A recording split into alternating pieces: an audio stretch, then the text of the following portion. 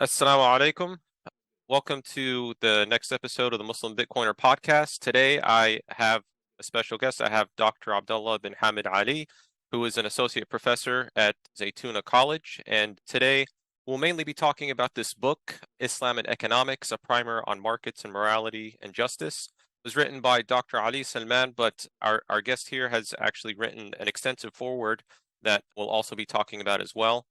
So, Dr. Ali, if you don't mind, could you tell us a little bit about yourself and also maybe tell us about what got you into Islamic economics? All right, Bismillah. Assalamu alaikum wa rahmatullahi wa barakatuh. I Alaikum really assalam. appreciate, mashallah, really appreciate the opportunity to be with you today on your podcast.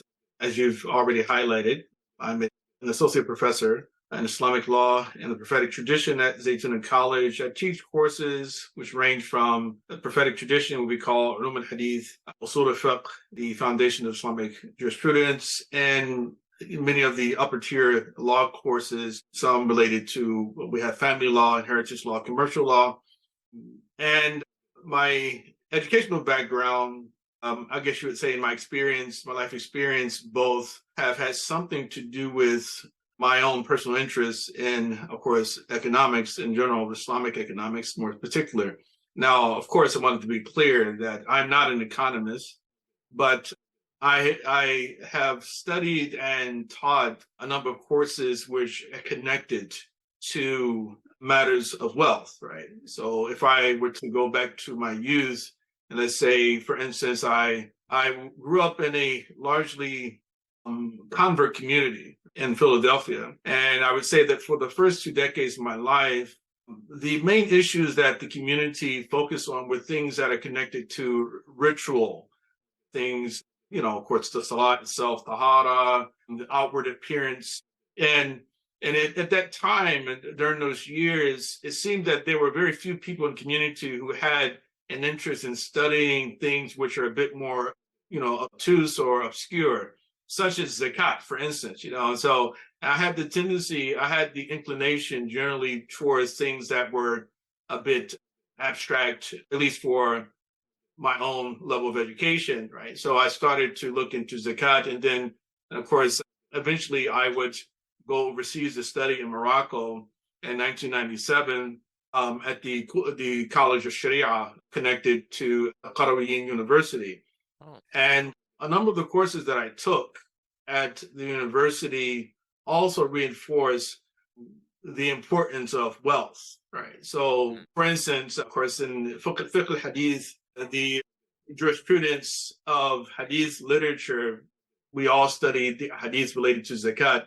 As a matter of fact, had an obligation to memorize the longer hadith, which spell out all of the different, we call the ansiba, the threshold, payout thresholds with respect to camels and cows and sheep and goat, things like that. Mm-hmm. So fiqh al-hadith, but also I studied, one of my courses was fiqh al-watha'iq, which can translate as contract law.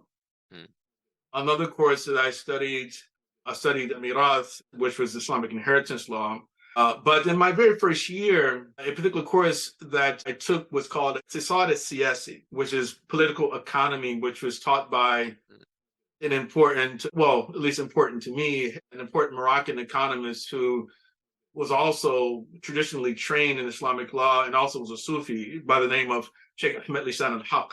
As a matter of fact, I was glad that you asked me to come on today because it allowed me to go back into my sort of library. I picked out the book, my book utilized for our class, and so really, it was really refreshing to get, to read over some of the things and see all the notes that I put in my book from that very first year of study.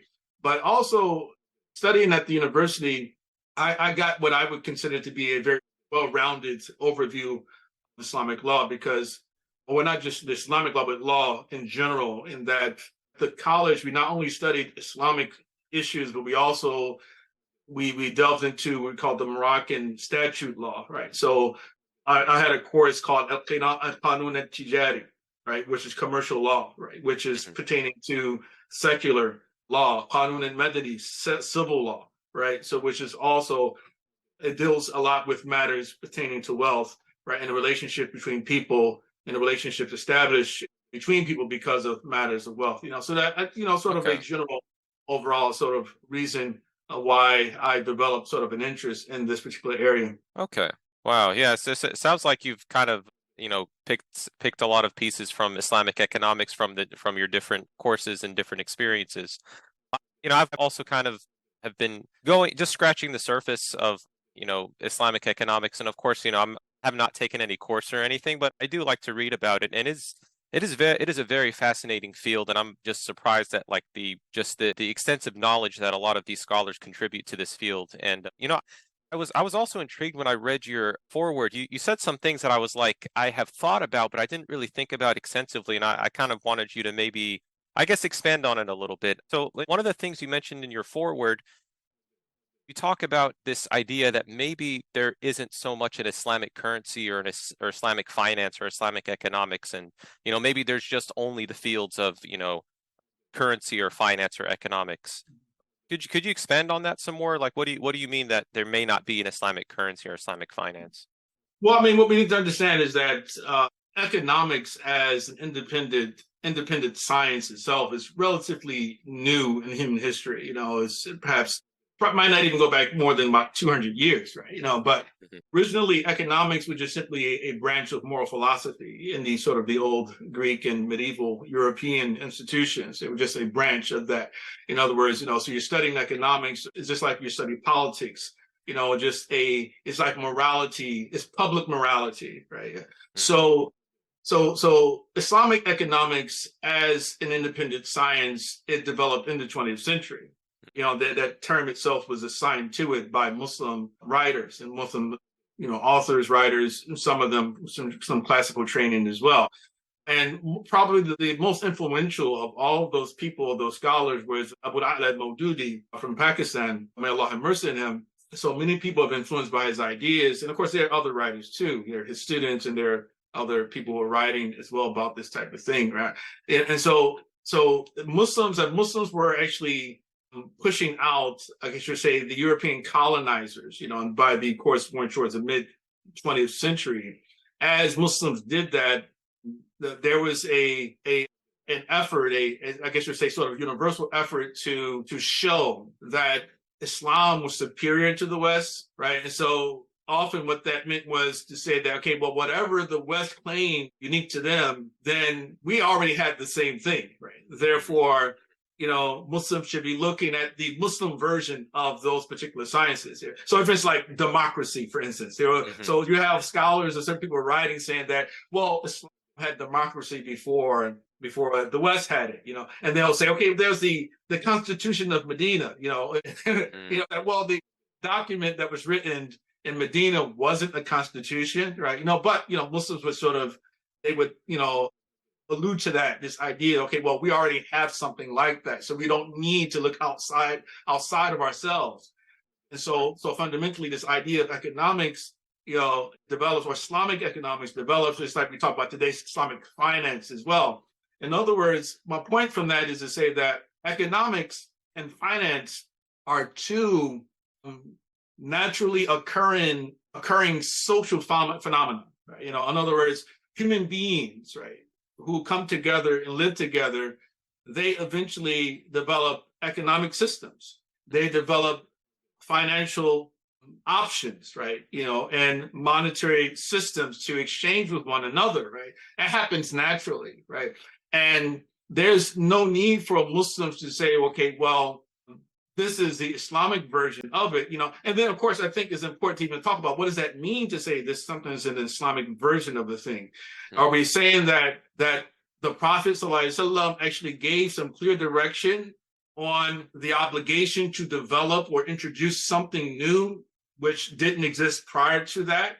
Or are we simply saying that because this particular order was normative in Muslim lands Mhm. and Muslims themselves regularly interacted and they utilized the mechanisms and the tools within that order, that it becomes Islamic simply because it was normal among Muslims, right? Mhm. And that's extremely important for us to make that distinction.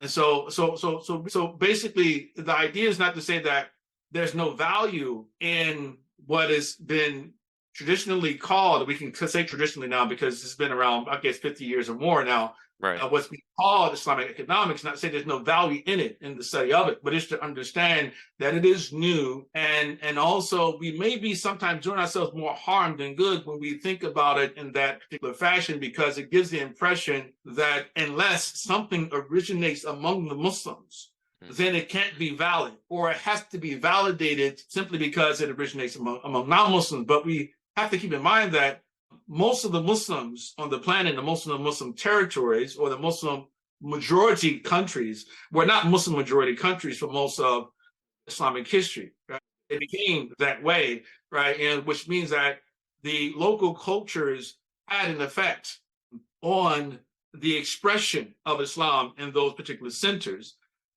And that is, and Islam itself is not I guess you'd say an introverted civilization. In other words, that Muslims for centuries have never felt that it was a problem for us to borrow, right, or syncretize, right, culture, right, from other civilizations, right. And so that's really what I guess you're saying I'm sort of fighting against is that particular attitude. I think it's a very harmful mindset to think that just because it does not originate here, then it has to be bad or it has to be wrong. Right. Right. I also kind of echo that sentiment as well. I mean, it's if you think about economics as kind of like the study of, just like I like to think of it because I've been reading a lot about Austrian economics, and the way they approach the economic study is that they approach it in studying the actions of humans at the individual level rather than at the aggregate. And I also kind of agree with that in that just because we have this new field of study, which economics is a very new study compared to other disciplines, and there's nothing wrong with coming up with your own reasonings from those studies, as long as it doesn't like contradict anything that's blatantly obvious within Islam. And I think I see a lot of this Muslims that study economics that kind of they get kind of this envy or whatever, like, oh, there's this other field of economics, we need to develop our own like from scratch. Right. And I also kind of agree with that. So I was kind of it made me kind of think when I read that in your forward.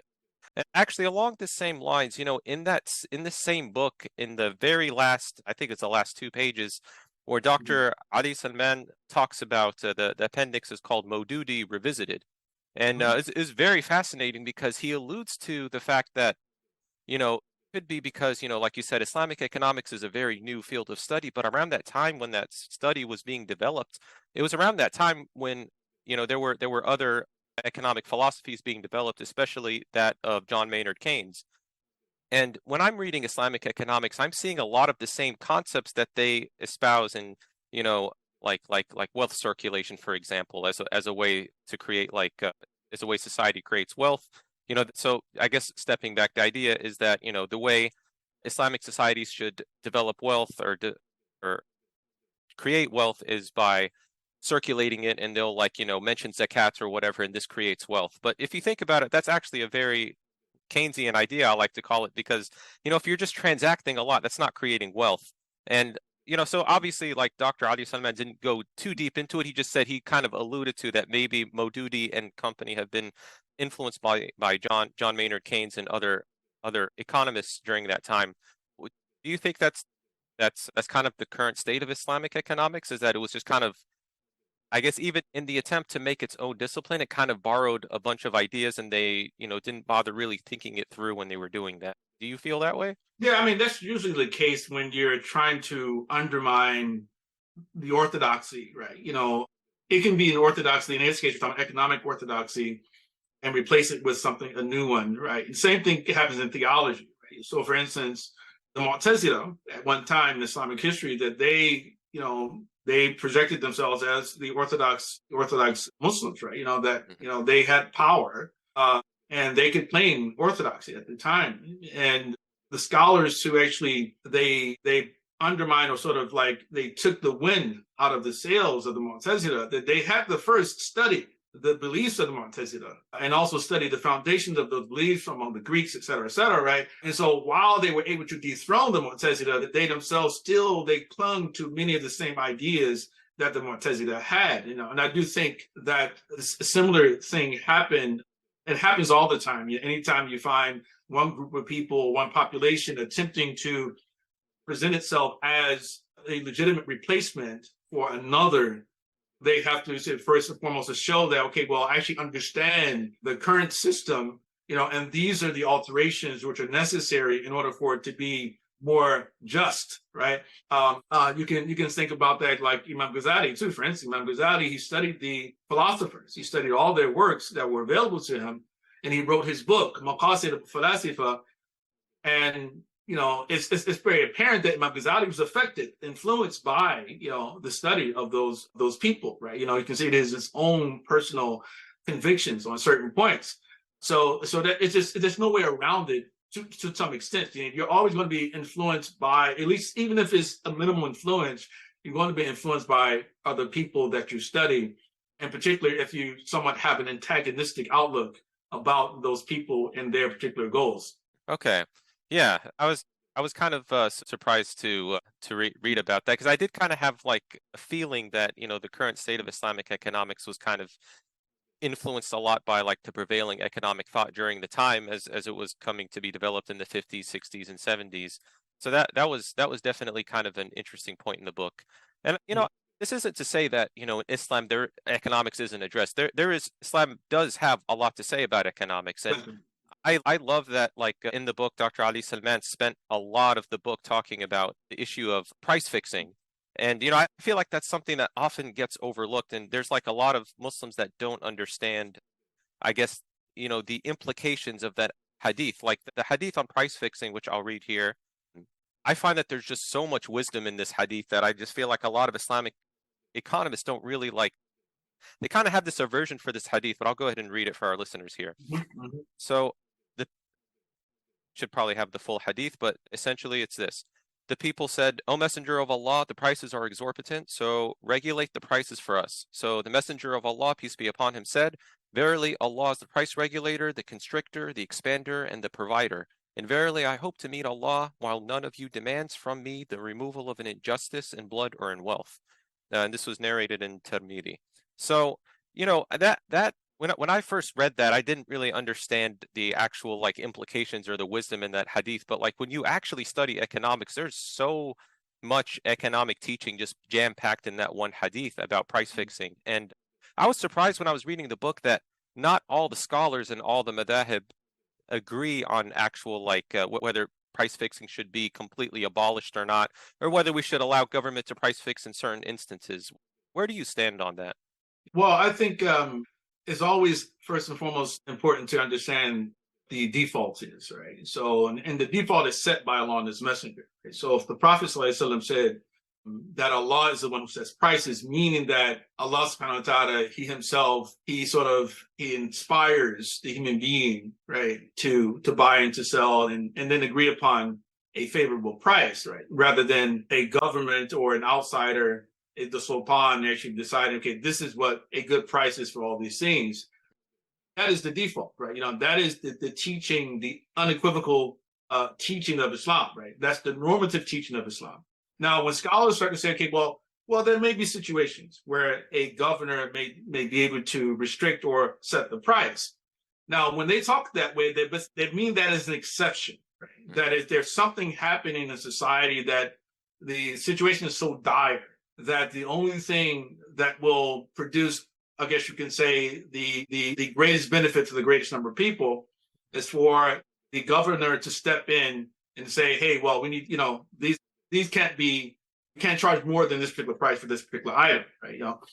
And this itself is well established. It goes way back. Umar ibn Khattab radiallahu anh is probably the most well known among the Sahaba, well, in particular the Khulafa Rashidin, for doing things as a governor which give the impression that, well, this is undermining the text, right? But because he understood something else beyond the text and from the Sunnah of the Prophet sallallahu the ulama, they're not critical of Umar for doing that. So for instance, with respect to, okay, he decided he's not going to cut off people's hands, on the time there was a famine, right? Or that he decided that he wasn't going to give the mu'allafa qulubuhum those people whose hearts are to be reconciled to Islam any share in the zakat anymore. It's saying to them, oh, that's when we were weak, right? And that's why we gave it to you, right? So those are just a couple examples of that, but taking inspiration from things like that, or what he did with Khaybar, or I'm sorry, what he did with regard to the lands that had been opened up and extracting kharaj from them, rather than giving them over to individual fighters, right, who actually, open up those lands and say, well, no, what are we going to do about the widows and the orphans in the future? And so he left those lands in control of the people who were conquered and just simply extracted tribute from them for the benefit of the Muslims, right? And so those type of decisions by the Sultan are generally looked upon as legitimate, but these are exceptional cases, right? Those particular opinions can't undermine or invalidate the actual words of the Messenger ﷺ, because in this situation, one can argue that, well, if the Prophet ﷺ believed that it was appropriate to set prices, then he would have done so, right? After being asked to do so. Right. Has been asked, he said, no, I refuse to do so. Okay, that's fundamentally what he says in this hadith. And we know that there's a particular detriment. In other words, Islam gives consideration not only to the customer, the consumer, but also to the merchant. So one can say, okay, well, this actually benefits the customer to have prices that are set and benefit them, right? But what about the merchant, right? You go into business because you want to, live well, or you want to flourish, and you have a right to do so through your efforts, and and so you say, well, this is what I want to charge for this particular commodity, and if you're okay with that particular price, then you can have it. But if you're not okay with it, then you can't have it. We'll wait for someone else who can afford it to actually pay for it. Right? So that in itself, of course, is an example of one of the type of hadith which validates the free market, I guess you would say. Right. Right. So. Yeah. Absolutely. And I think, it's there's a lot of very key economic concept that can be derived from that, I think. And, that's definitely one of my favorite hadith, actually. Like when I first read about it, I didn't quite understand it, but I'm finding a lot of wisdom coming from that hadith, especially like you've talked about, just because, it may seem from the outset that like, okay, if we could just fix the price of this commodity, then it'll solve the issue of scarcity or supply or demand. And you find out that like actually most of the time, pretty much it actually makes the problem worse. So another question I wanted to ask you, in your forward, you talked about the issue of both capitalism and socialism. So like when we try to think of what the Islamic economic system is, is it correct to say that Islam favors more of a capitalistic mode of production or a socialistic mode of production, or is Islamic economics something that's like outside of these systems? How would you explain that to somebody? In one sense, you could say that if the only options you have available and the only choices you have are either socialism or capitalism as analogs for what is more in favor of the Islamic teachings, then I would say that the Islamic law is much more capitalistic than it is socialistic, but it does combine elements of both, right? So in that sense, I don't like the idea to say that, okay, well, Islamic law, Islamic economic system, or Islamic economics is capitalistic, nor is it socialistic. I think that that's more accurate to say that it's neither, but also both, but more so, but there are more elements of capitalism in our system than of socialism. Because, socialism and many of its assumptions and its goals, well, both of the systems are problematic because both of them are concerned with material outcomes, right? And this is one thing I try to highlight in my forward as well, is that if we when we talk about Islamic economics or an Islamic economy, we're talking about a religious economy, right? In the sense that Islam, or ad-din, though even the word deen in the Arabic language, and as used by the Prophet Muhammad ﷺ, in my understanding, in my opinion, is inclusive. It's not limited to just simply devotional acts or just personal beliefs. Deen is about the private and public spheres as well, right? It's both of those things, right? So and I guess Aristotle would probably agree with this because he wrote his ethics and he wrote his politics. And in other words, he felt that in this politics, we're just simply a public form of individual ethics. You just, the public square, this is the way this will look in the public square. It's just another form of ethics. And I think that in the pre-modern period, most religions in the world actually operated this way. They didn't see themselves as, okay, well, there's a separation between the secular and the sacred. This idea that, oh, you keep your religion at home and then, your politics somewhere else, right? And but rather, deen and dunya, they were together, right? For most religions. And as a matter of fact, Karen Armstrong, she has an article I think it was in The Guardian, she wrote some years ago, called The Myth of Religious Tolerance or Religious Intolerance, I think it was. And so in that, she said that the only religion actually qualifies as a religion in the secular sense is Protestant Christianity, right? Gives Caesar what belongs to Caesar and get to God what belongs to God. But for us, no, that our economy is a religion economy, and it takes into consideration the desire to see society better, to see goodwill, right, proliferating in society. And for that reason, we can't just simply say, okay, well, this is a generic system, and whatever moral order or philosophy that you live by, right, you can still benefit from that system.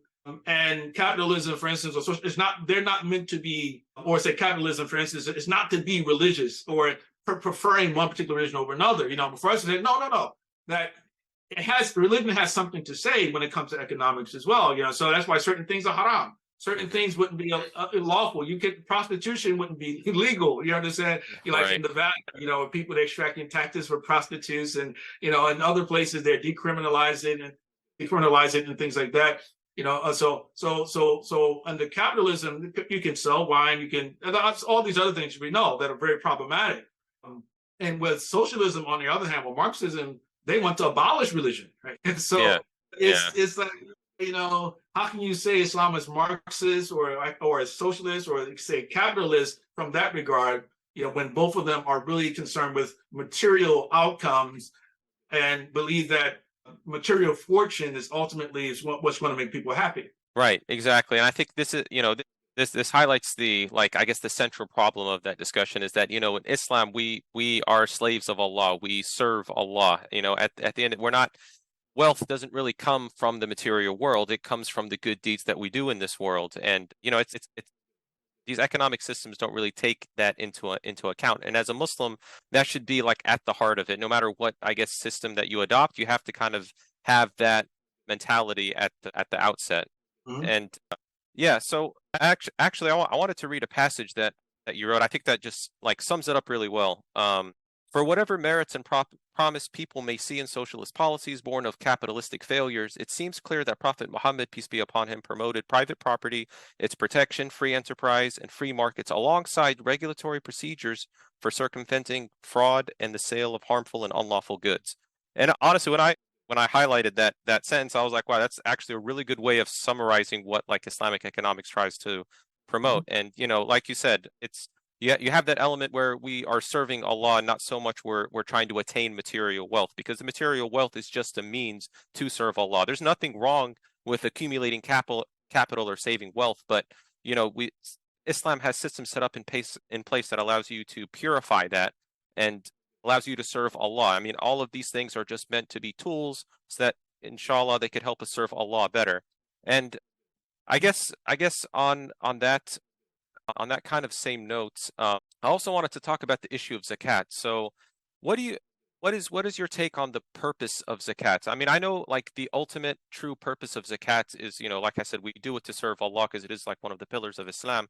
But I see a lot of Islamic economists, from some of the books that I've read, they talk about zakat as a way to completely eradicate poverty, and that's why that's the wisdom behind zakat. What do you think is the purpose of zakat? How would you explain that to a Muslim? Well, I mean, I think there are a few different reasons that Allah subhanahu wa ta'ala has made zakat compulsory. And of course, one of the things he mentions in the Quran is that zakat is meant to purify the individual and to make us grow closer, or to just grow in general, to خُذْ مِنْ أَمْوَالِهِمْ صَدَقَةً تُطَهِّرُهُمْ وَتُزَكِّيهِمْ بِهَا, right? That, to take from their wealth a charity by which they're able to be purified and to grow, right? So So in other words, so one course is definitely a devotional issue to begin with, first and foremost, that to remove the attachment from worldly goods, right, from our hearts, because ultimately we're going to leave this world.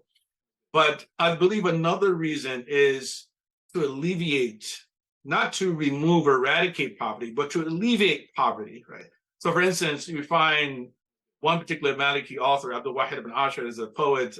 He has this didactic poem and he talks about zakat al-fitr, and he mentions that that one should take the zakat or give it from musliman من جل عيش القوم لتغني حرا مسلما في اليوم, right? So in other words, that one should take the zakat from the staple of the people لتغني حرا مسلما في اليوم, in order to enrich a poor Muslim for that day, right?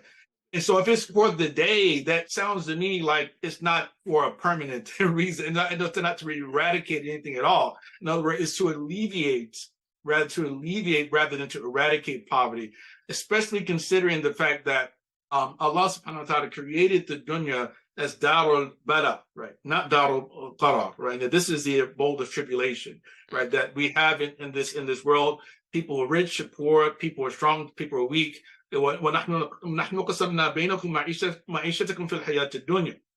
we have apportioned out to you your livelihood or your sustenance in this world. And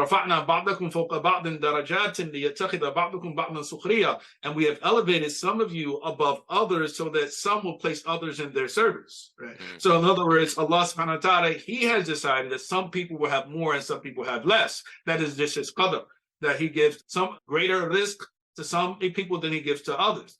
And so the dunya is the dunya. It is a place where we have joy and pain, sunshine and rain, right? And then we have Jahannam, and we have Jannah, right?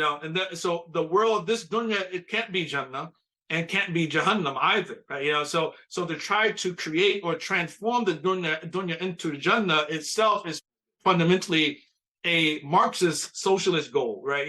And then that's another point of departure between Islam and socialism is that, and unfortunately, I've seen some of my colleagues, some of my peers at times give khutbah, and I hear them say things like, that Islam has been sent here to create Jannah on earth, heaven on earth. I said, no, it is not. You can find no hadith that says that. You can't find any verse in Quran that says that. That rather, this is the place, sabr and shukr, right? That this is, that Allah subhanahu wa ta'ala expects from us to be grateful for the ni'am, for the blessings and favors He allots to us, and to be sabr, right? To be patient and endure the tribulations that come in this world. This is just the nature of this world, right? So zakat for me is a fulfillment of an obligation. It is meant to alleviate, not to eradicate poverty, but also it is a source of closeness to Allah subhanahu wa ta'ala, something that helps to detach the heart from material goods, right? That we should be able to part ways with portions of our wealth in this life, to the benefit of people who don't have as much as we do. Yeah, I love how you also highlighted that in your forward. I mean, there's not, the Quran and talks about the world being like, or some people being endowed with a lot and other people not having a lot, and that's just like an inherent inequality that we have in the dunya. That's just part of our test. And to say that zakat tries to make everybody equal is kind of missing the true purpose of zakat. I mean, like I said, ultimately we're doing, we follow the 5 pillars of Islam because we get closer to Allah, and zakat is a way to purify your wealth. And one of the things why I think Islam favors more of a capitalistic mode of production is because, if you think about it, if you socialize everything where people are not allowed to accumulate capital, which is what like the heart of capitalism is, if you can't accumulate capital, accumulate wealth, then you have nothing to pay zakat on. So actually being able to save and being able to accumulate capital gives you an opportunity to actually purify your wealth, and this could be a means to get closer to Allah. Now, obviously, this should not be the main goal, is to attain as much wealth in this world as possible. But the wealth is definitely a bounty that Allah gives us, so that we can, we have a chance to purify our wealth and have a chance to get closer to Him. So right. Let me answer this one for you. I know you're probably ready to transition to the question, but another thing to consider is that for those who argue that, well, zakat is, or the purpose of zakat is to eradicate poverty from the world, that can only happen if you decide to tax every single person in society, whether they have savings or not, right?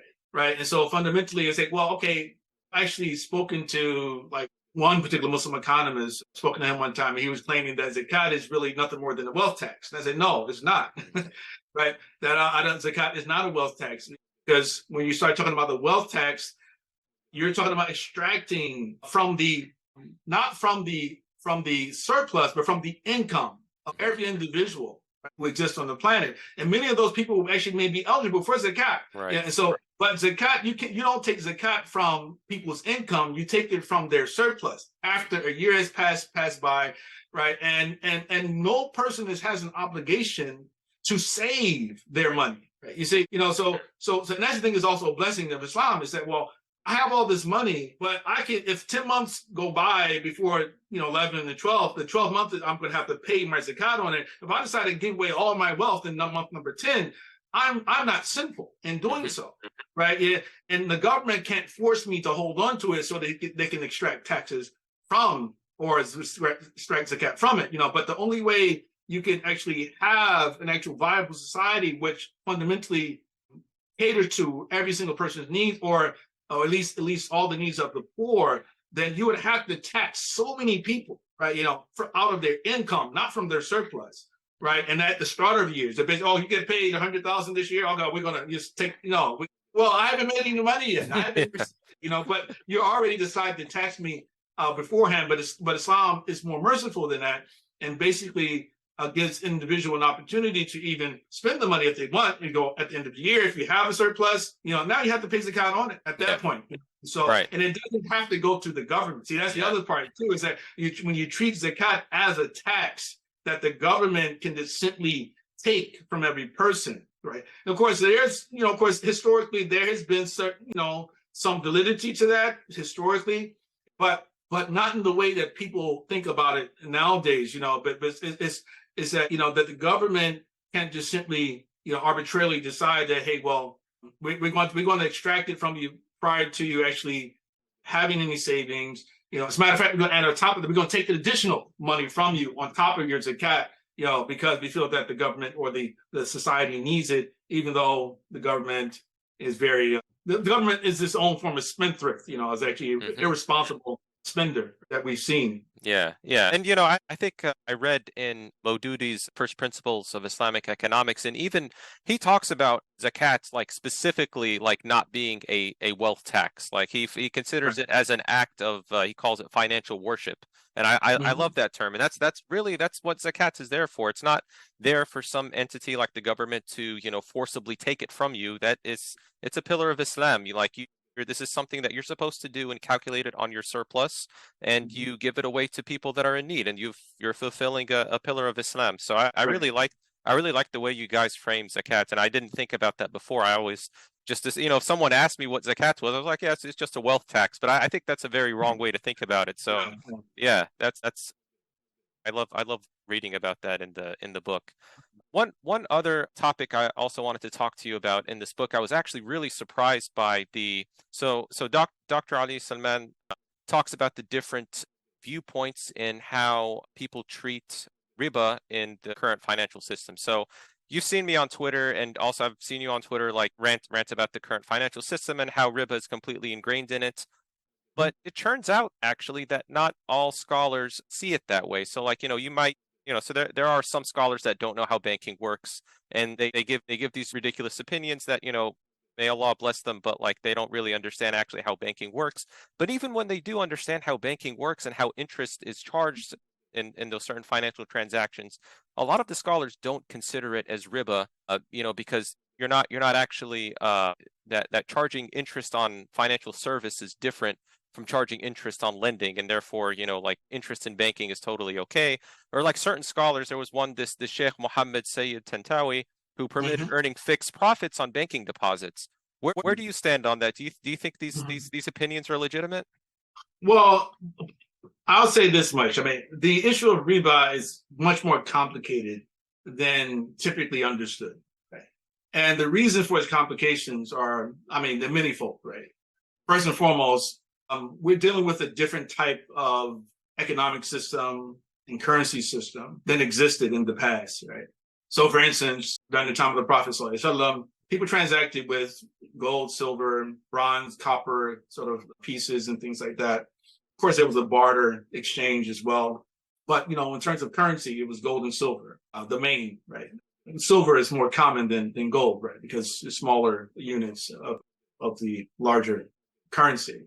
So basically, when the Prophet ﷺ spoke about riba, that he listed 6 different goods, right, which were subject to the rules of riba. In other words, if you exchange these goods in the wrong way, then you're guilty of riba. And those particular goods were gold, silver, salt, dates, wheat, and barley. Mm-hmm. So there are multiple hadiths where the Prophet repeats all 6 of these, which led the ulama to say that the Prophet didn't simply mention these as examples, right? Mm-hmm. That you know, okay, well, these definitely have specific rules with respect to the exchange. Now, while they acknowledge that this wasn't simply just examples, right? But they also understood, most of them understood that they were not examples in the sense that the Prophet was simply, you know, doing some type of figurative, you know, language or metaphor, right? But they were examples in the sense that they work as type of analogs for other types of goods which may fall in the same category. Now, the literalist school, the Wahhabis, took a different position on that because they didn't believe in legal analogy. So their position is that there's no riba on anything other than these 6 goods. Yeah. So if you were a literalist living in today's world, you got nothing to worry about. You got nothing to worry about. Nothing's riba other than what's exchanged when those particular goods are exchanged with one another. On the other hand, the 4 schools, you know, of the Sunni schools, and of course the Shia as well, that they took those particular goods as listed. Okay, these are analogs or archetypes for other things. Right? But then they explain, but then they differed about, okay, why, for instance, is riba applicable to, for instance, to the exchange of gold and silver, as opposed to the other 4 things, which are all food goods, right? Wheat, barley, salt, and dates, right? Mm-hmm. So, for instance, the Hanafis and the Hanbalis would say, okay, well, the Prophet ﷺ said that riba applies to gold and silver because these are things that are typically weighed. So if they're weighed, therefore, so anything else which is weighed also can be classified under the rubrics of riba. Mm-hmm. And when it comes to the full food goods, these are things that are typically measured by volume. Mm-hmm. So these are the Hanafis and the Hanbalis. The Shafi'is and the Malikis, they agreed when it came to the gold and silver. So their position was that, no, it's not because they're weighed, it's because these are the foundation of appraisal for all other goods. Right? So in other words, they are the media of exchange, the main media exchange, the main sources of the value, the ways of evaluating the prices of other things. So Imam Malik and Shafi agreed upon that with regard to gold and silver. So anything else that would replace those 2 items in that particular meaning take the same ruling. But when it came to the other four goods, they differed about it. You know, I don't want to go too much detail into it, but basically here, so we have the starting point. We start 6 goods, and then okay, well, how do we make an analogy with other things that are similar to that? They differ about, okay, what makes them ribawi or not, right? Mm-hmm. But now we're dealing with a situation where we have not only banks that are taking people's money and lending that money out to other people to increase their own money, right? Banks that are creating money out of thin air, right? Mm-hmm. And then we have on top of that, most of the transactions are not even with physical cash, mm-hmm. but they're digitized. The vast majority of money, about 96%, if you think about dollars, is digital money already, right? So it's only about 4% of cash in circulation, right? Mm-hmm. And in order to make the rules of riba apply to cash, again, you have to decide, okay, whose fiqh am I going to base that on? Based on the Hanafi or the Shafi'i and Maliki, you understand? So whose fiqh am I going to base that on? Because again, if I take the Zahiri position, there's no riba on dollars, whether digital or printed, right? But they also scholars, it is a minority of contemporary scholars, who take the view that riba and zakat are only due on gold and silver. They're not due on other types of currencies. Right? And again, they're very almost literalist as well. That's a minority. The vast majority of ulama say no, the riba applies even to, we call the awraq al-naqdiyya, sort of the paper money, we would say, paper money, and also and the digital form version of it. Right. So now we come to banking. Then it's like, okay, well, what happens in banking? Individual comes to the bank, deposits their money there. Most people's intention is to simply protect their money. Mm-hmm. It's not as an investment, right? Because most people don't understand the way banks work. So okay, well, just deposit my money, and the deposit corresponds to what in the Arabic language is called al-wadi'a. So wadi'a, let's say, for instance, I come to you and I leave with you my car. I say, I'm going to travel for a few days. I'm going to leave my car with you. That's a wadi'a. Now, the rules of wadi'a and fiqh are like this. You are responsible for looking after my car, but you can utilize it, as long as you don't cause damage to it, mm-hmm. right? On purpose. I mean, of course, if something happens like like there's a hurricane or some other car that crashes into it, just parked there, you're not held responsible for it, But if you go out and utilize it and you're reckless, then you would have to pay me for the damages. But as long as you don't do anything like that, you can continue to use the thing that I leave with you. Right? Mm-hmm. That's wadi'a. So in that sense, when you think about banking, when I put my money there, if we were to say, okay, well, this cash is similar to some other good that I might leave with you, then the bank should have the ability to utilize it, right? Mm-hmm. Yeah, so that in itself, it has to be worked out to begin with. Okay, is that a legitimate utilization of my money, right? Mm-hmm.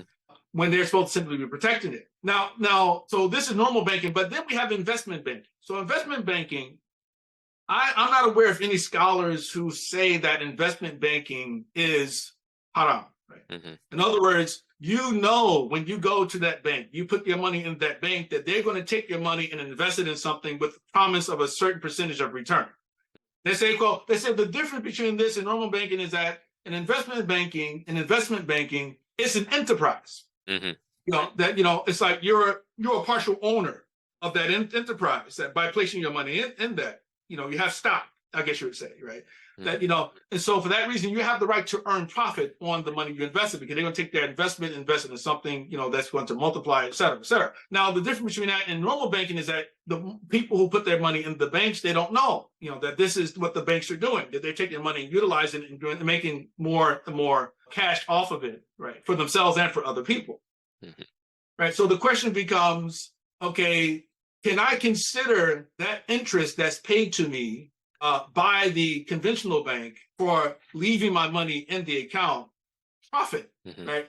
And again, this is where it becomes confusing, right? So it's like, okay, well, so Tantawi, even though there's some problem with some inconsistency with his own history, because he at one time he was forbidding it, he considered it to be haram, but then he gave a fatwa when he became Sheikh al-Azhar, when and he actually said it was halal, right, for you to take the fa'ida, we call it in Arabic, right? So which is the interest, right? So everyone would agree, let's say for instance that, let's say you were to come to me and you're interested in starting a business. I'm running a bank and you want to start a business, you want to borrow from the bank $5,000, $10,000, right? Okay. Mm-hmm. The bank says to you, hey, well, okay, yeah, I'll lend it to you with the condition you pay me back 5%, right, on the amount that I gave to you.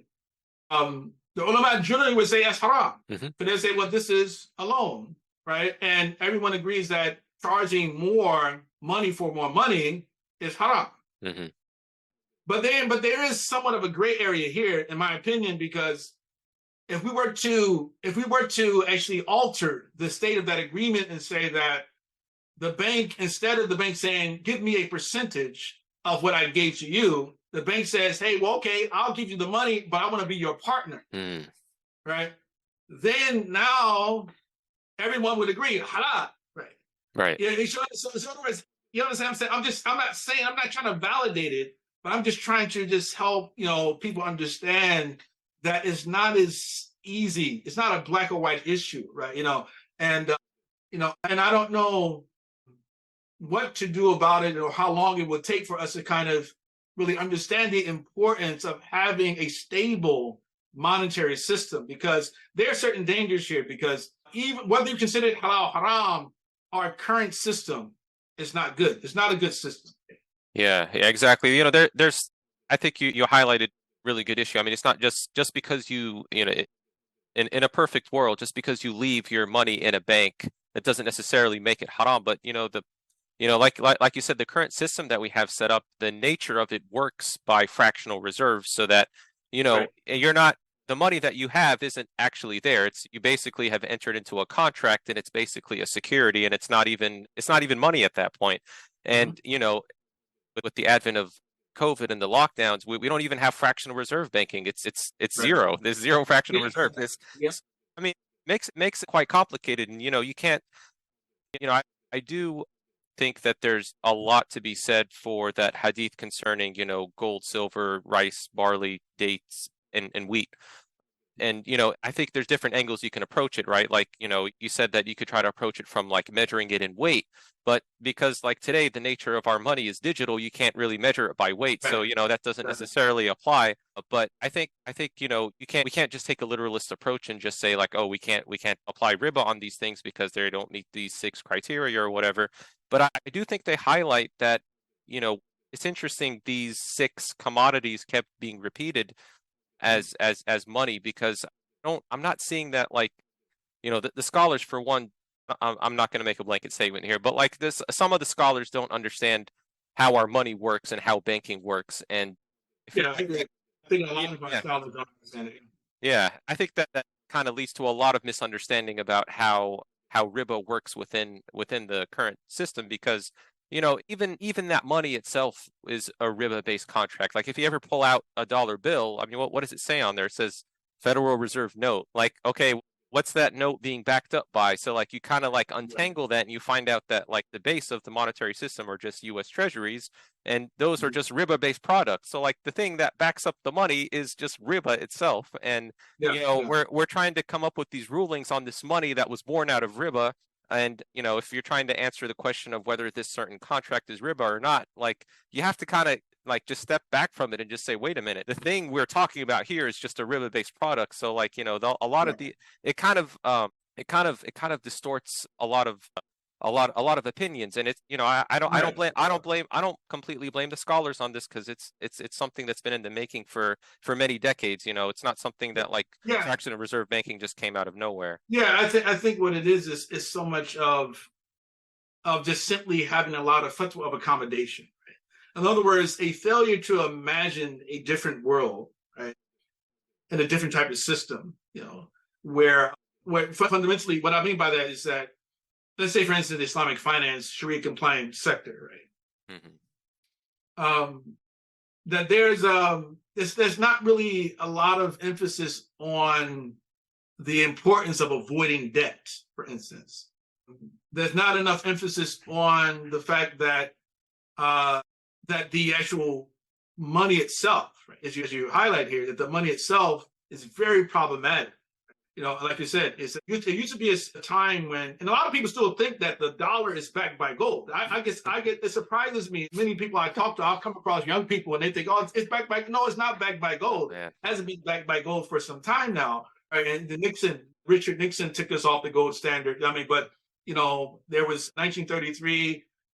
This thing, the stuff. Like with Roosevelt, he confiscated the gold, anything that was worth more than $100, that Hmm. they took it from everyone, and the government monopolized all the gold after that. But then in 1971, they decided, we're going to come off the gold standard for a while, but it became permanent, and in the process, they're being able to continue to print more and more money to the extent that it has expanded the debt itself, right? And that has reduced the buying power of our money at the same time. And then we have these every 7 or 10 years, there's another crash, stock market crash, and all these things. And there's so much credit. That's the other part too. As a matter of fact, I don't know if you ever read the book House of Debt I have by not. by Amir Sufi and I think it's Atif Mian, right? So Yeah. House of Debt, and there's just this one particular sentence in one of the chapters where they make a point to say that the system under which we live actually is not a capitalist system, is what they call creditism. They call it creditism, and so that in itself we celebrate that we are no longer slaves, for instance, right? The slavery is over, right? And we have to remember that slavery wasn't only about physical bondage. In the past, you could become a slave through kidnap, through debt slavery as well. You owe people debts. You become someone's slave, like indentured servitude. Sometimes it's like that too. Become a debt slave or subsistence slavery, right? We live in a time of neo-slavery when it comes to money. Look at what happened when COVID. Look at this. People were threatened. They were told, if you don't get this jab, we're gonna fire you. You lose your job. Now, if you're an individual who you're just iron, sort of will, right? You can take that. But when you got imagine someone, you got a 30-year mortgage. You have like 2 car notes. You have student loan debt. You have massive credit card debt. You probably sent your children to school recently, to college, and you're help to pay their college tuition, right? And you think you own that, you think you're wealthy and rich, but all you have is a bunch of debt, right? And that's besides the proper characterization of the money itself, right? But just think about that. It's like, well, you're now in a situation that if a crisis were to happen, that whoever is at the top, right, of the food chain can say to you, hey, you better do this for me or else, right? And that's exactly what happened during COVID. And I mean, what showed it revealed to us, the problem, the flimsiness of this particular system, right? And so it's not a good thing. So on one hand, of course, as I mentioned in the forward, is that on one hand, the Prophet, he discouraged begging, but he also discouraged people from incurring a lot of debt, right? He discouraged riba, but he discouraged people from incurring a lot of debt, right?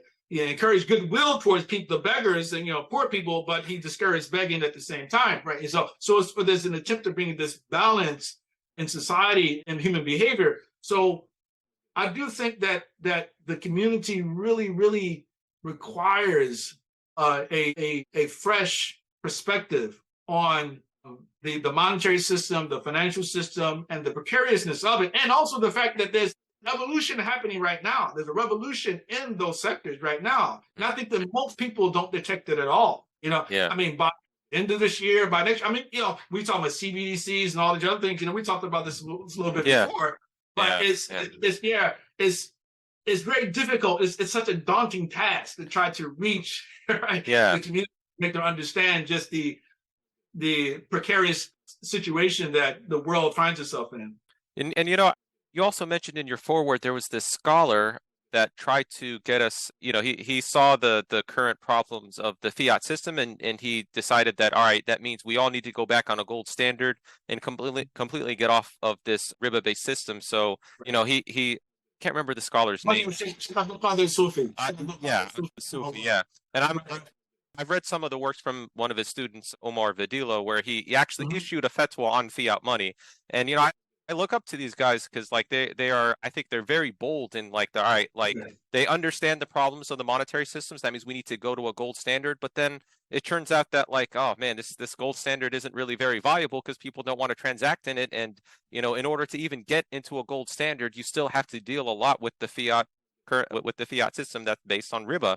And I agree that I think there needs to be like a fresh perspective of looking at not just on money but also money production. I've read this book, and I'll send you a link to this book called The Ethics of Money Production, and it's written from a Christian perspective. But the author, one of the points that he makes is that there's a lot of these rulings, at least in Christianity, where these priests and saints will lament about people accumulating too much wealth or whatever, but they never ever mention about the people that make money.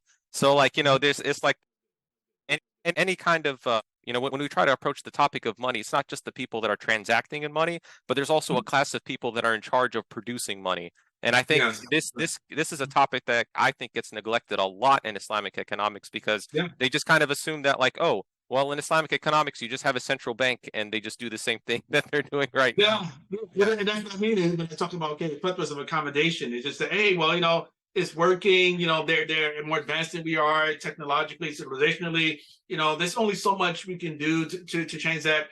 And Sheikh Abdul Qadir Sufi, rahimahullah, and the Murabitun movement they were correct. They were right, Mm-hmm. about their answer. But I think that what they failed to do is that they failed to offer an articulation of their views in such a way that was simple and easy enough, right, for most Muslims to really understand the dangers that we see, that more and more we're starting to see now. Because I was myself, even back when I first encountered some of their followers, I was like, I'll just put off. And I said, well, okay, I'm not really getting it, right? And but fundamentally they were correct. And so now we see the birth of, like, of course, you're a Bitcoiner, right? So Yeah. the birth of Bitcoin, right? And I actually was skeptical about Bitcoin too. And I mentioned to you before, like, one of our students, I think back in 2013, 2014, wrote his thesis on Bitcoin. Mm-hmm. And so I read it, and all these parts of it, not completely, but I didn't really take it seriously at the time. And I said, well, Bitcoin's not going to go anywhere. The government's never going to allow an alternative economic system to develop. And I think I had good reason to feel that way, based upon what I've seen happen over the years with the American Empire and their, the destruction of certain countries and things like that. And then we see Gaddafi. The rumor, there was a conspiracy theory at one time that Gaddafi, he was trying to revert to a gold-based system. And that was the main reason, right? They did that, But nowadays, this is no longer a conspiracy theory. It's like mainstream, right? So, okay, now it makes sense. He was talking at the same time. What's happening is that the entire world has decided now we're going to move to a new system, right? Mm-hmm. And again, options like Bitcoin are very promising in that that they remind us that you don't need the government's authority to determine, like, what is actually a valid medium of exchange, right? Because you're talking about the international community of people utilizing that exchange. I'm going to sell you a pizza, but they're exchanging Bitcoin, right? So well, I don't need dollars anymore. I don't need euro anymore. I don't need this, right? Yeah. And that itself makes it threatening, and that's one of the main reasons we know, like, why they want the CBDCs to compute and try to eventually perhaps they're going to try to outlaw all the others, because it's not centralized like they want it to be. Yeah, this is a fear that I also have. We know CBDCs are coming. I make dua like they are not coming, but they are, and I feel like that Muslims unfortunately are going to be one of the first ones that are just going to, like, take that in and, like, oh, CBDCs, this is going to be a great alternative, and it's going to save us from inflation and all of these other catastrophes that we have. And it's kind of unfortunate how I think just the Muslim Ummah in general, how a lot of these Islamic governments seem to be heading in that direction, where they would rather implement a CBDC rather than, I guess, relinquish control of their money and just allow the free market to pick whatever money they want. And we'll see how this turns out, inshallah. Well, but again, they themselves, they're slaves of the West. They've been slaves of the West for such a long time, and also it's very, like, if I was like an autocrat, I would love this. Like, this is perfect, right? You understand? Because if I'm able to control all the money, right, and then decide who gets it, who doesn't get it, what you can buy with it, what you can't buy with it, and if you don't listen to me, Yeah, they could just shut you off completely. They can force you into transactions that you don't. They can force you into Riba-based transactions, and you'd have no say in it. There's also that issue. So I guess we're coming up to time, but I did want to ask you one last question before I let you go. So what do you think, in your opinion, what do you think Muslims get wrong about Islamic economics, or what do you think Islamic economists or even scholars get wrong about Islamic economics in general? Well, when we think about the general population, because that seemed like a two-part question, right? One related to Muslims in general, then others Muslim scholars. Mm-hmm. I think with regard to the general population, there are two perspectives. One perspective is that that Islam has nothing to say about material issues, right? Matters of finance and wealth and things like that. And I've encountered this in the past, where a very wealthy Muslim man that I know that opened up, I don't want to say what he opened up, because he probably, I don't think he'll hear this podcast, but maybe, you never know, but he opened up some type of establishment was haram. And I told him, I said, you can't do that. That's, you can't, as a Muslim. He said to me, he said, that this is just business, it had nothing to do with Islam. In other words, this attitude that a lot of Muslims, or wealthy Muslims, have, this attitude that Islam has nothing to say about our financial transactions.